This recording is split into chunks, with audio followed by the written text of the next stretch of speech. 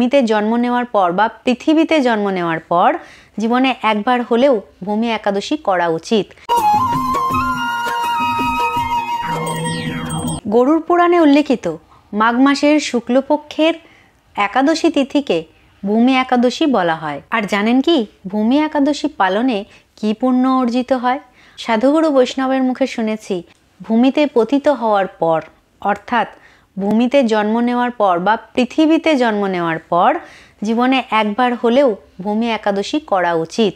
যারা একাদশী নিয়মিত পালন করেন না তাদেরও একবার হলেও ভূমি একাদশী পালন করা উচিত। এবার বলবো এই একাদশীর মাহাত্ম্য কথা। গুরুজনেরা বলে থাকেন এই একাদশী দেবী বসুন্ধরাকে সম্মান জানাতে, দেবী বসুন্ধরার উদ্দেশ্যে সম্মান জ্ঞাপনে করা হয়, সেই জন্য অনেকে একে ভূমি একাদশী বলে থাকেন। তবে এই একাদশী পালনে মহাব্রহ্ম পাপ ও বিনাশ হয়ে যায়। সকল যজ্ঞ ও তীর্থের পুণ্যফল এই একাদশী পালনে আপনা হতেই লাভ হয় এবং অবশেষে মহানন্দে বৈকুণ্ঠধাম লাভ করেন যিনি এই একাদশী পালন করেন। এই একাদশীর ব্রত কথা পাঠ এবং শ্রবণে অগ্নিষ্টম যজ্ঞের ফলপ্রাপ্তি হয়। এই একাদশী পালনে ব্রহ্মহত্যাজনিত পাপ বিনাশ হয়ে যায়, সমস্ত প্রকার দানের ফল লাভ হয়। এবার আমরা জানব কিভাবে ভূমি একাদশী ব্রত পালন করা শুরু হয়েছিল। স্বয়ং ধর্মরাজ যুধিষ্ঠির ভগবানের কাছ থেকে শুনতে চাইলেন যে ভূমি একাদশীর মাহাত্ম্য কথা।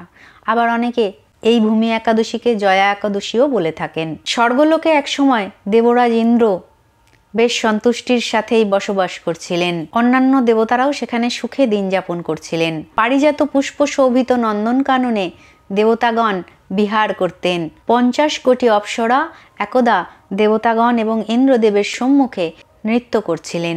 অপ্সরাদের নৃত্যে সন্তুষ্ট হয়ে গন্ধর্বগণও গান গাইতে শুরু করলেন। চিত্রসেন, পুষ্পদত্ত প্রভৃতি প্রধান গন্ধর্বরাও সেথায় উপস্থিত ছিলেন। চিত্রসেনের স্ত্রীর নাম ছিল মালিনী এবং তাহার কন্যার নাম ছিল পুষ্পবন্তী। গন্ধর্ব পুষ্পদত্তের পুত্রের নাম ছিল মাল্যবান। পুষ্পবন্তীর রূপে মাল্যবান অতি মুগ্ধ হয়েছিল। পুষ্পবতী ও মাল্যবান একই নৃত্যগীতের সভায় উপস্থিত ছিল। উভয়েই একে অপরের প্রতি আকৃষ্ট থাকায় তারা একে অপরের প্রতি অপলক দৃষ্টিতে তাকিয়ে রইল। ফলে তাদের মন বিভ্রান্ত হয়ে গেল। স্বাভাবিকভাবেই নৃত্যের ছন্দ ব্যাহত হলো এবং গানের ক্রমেও বিপর্যয় ঘটল। দেবরাজ ইন্দ্র বুঝতে পারলেন এরা দুজনেই দুজনের প্রতি কাম আসক্ত হয়ে গেছে। তখন ইন্দ্রদেব ক্রোধিত হয়ে তাদেরকে অভিশাপ দিলেন, তোমরা দুজনেই আমার আজ্ঞা লঙ্ঘন করেছ, তোমাদের দুজনকেই ধিক্কার জানাই। তোমরা পিশাচ যোনি লাভ করে মর্তলোকে দুষ্কর্মের ফল ভোগ করবে। তারা পিশাচ যোনি লাভ করে হিমালয়ের প্রান্তরে ঘুরে বেড়াতে লাগলো। পিশাচত্ব প্রাপ্ত হওয়ার জন্য তাদের জীবন অতি দুঃখে কাটছিল। হিমালয়ের অসহ্য ঠান্ডা তাদেরকে কাতর করে দিচ্ছিল। নিজেদের পূর্ব পরিচয়ে তারা বিস্মৃত হলো এবং অতি কষ্টে দিন যাপন করতে থাকলো।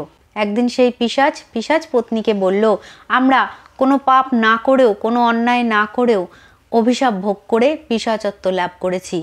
সুতরাং আজ থেকে আমাদের অনেক সাবধানে থাকতে হবে। এ জীবনে যাতে আর কোনো পাপ না হয় সেদিকে আমরা সম্পূর্ণরূপে খেয়াল রাখব। এই মনোবাসনা নিয়েই তারা হিমালয় পর্বতেই মৃতপ্রায়ের মতন বসবাস করতে লাগলো। মাল্যবান ও পুষ্পবতীর কোনো এক পুণ্যের ফলে মাঘ মাসের শুক্লপক্ষের এই ভূমি বা জয়া একাদশী তিথি এসে উপস্থিত হলো। আর সেদিনই এই পুণ্যবশত তারা নির্জলা উপবাস করে গাছের তলায় দিন কাটালো। শীতের মারাত্মক প্রকোপের ফলে তারা সারা রাত ঘুমাতে পারল না।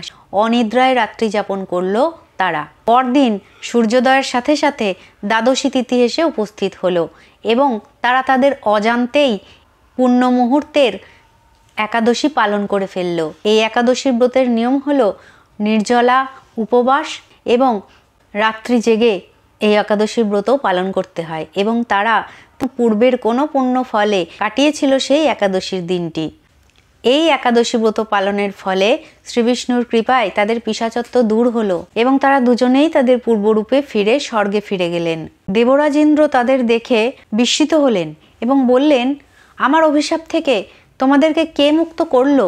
তোমরা কিভাবে এত তাড়াতাড়ি এখানে ফিরে এলে? তখন মাল্যবান বললেন, হে প্রভু, আমরা শ্রীবিষ্ণুর কৃপায় অভিশাপ থেকে মুক্ত হয়েছি এবং এখানে ফিরে এসেছি। আর এই পুণ্যলগ্নের ভূমি একাদশী বা জয়া একাদশীর কারণেই আমাদের এই পিশাচত্ব দূর হয়েছে।